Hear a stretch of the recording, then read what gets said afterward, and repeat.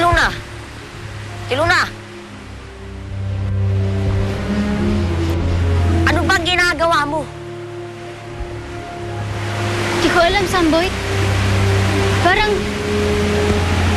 bigla na lang ako nabighani sa puno. Wow, ha? Nabighani ka pa. Yung pangit-pangit niyan eh. Alam mo, siguro nga tama ka. Baka nga, hindi talaga totoo yung mga sinasabi ni Manang Salome. Nagsasayang lang tayo ng oras dito. Baka nga wala talagang engkanto. Yan! Very good! Sabi ko sa'yo, ninawala ka rin. Halika na. Matulog na tayo. Tara na.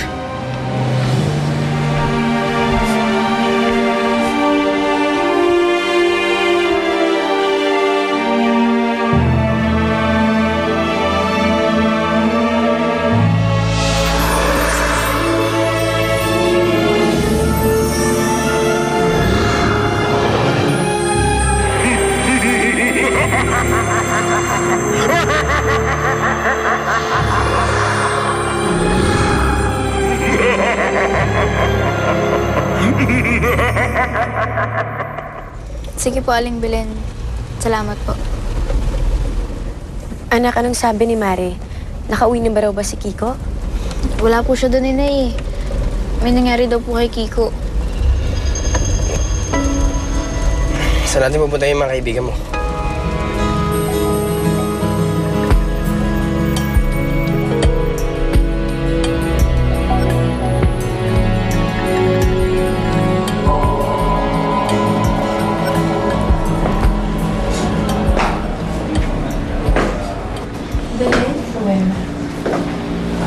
Explain na lang sa inyo sa office.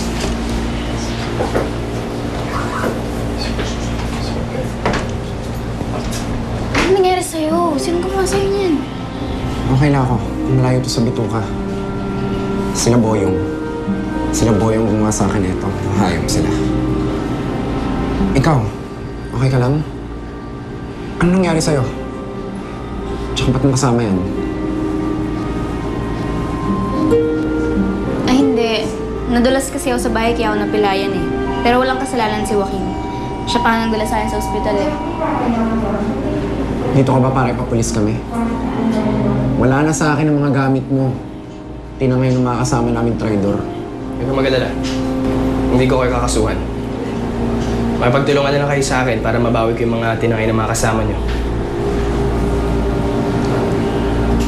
Wala akong tiwala dyan. Baka inuutulan tayo niyan. Sa tingin ko naman, may isang salita si Joaquin. Dahil bukod sa pag-aabswelto sa atin, sabi niya tutulungan niya daw si Inay sa pagpapagamot niya. Kaya pumayag ka na. Bawiin na natin yung nilakaw sa kanya.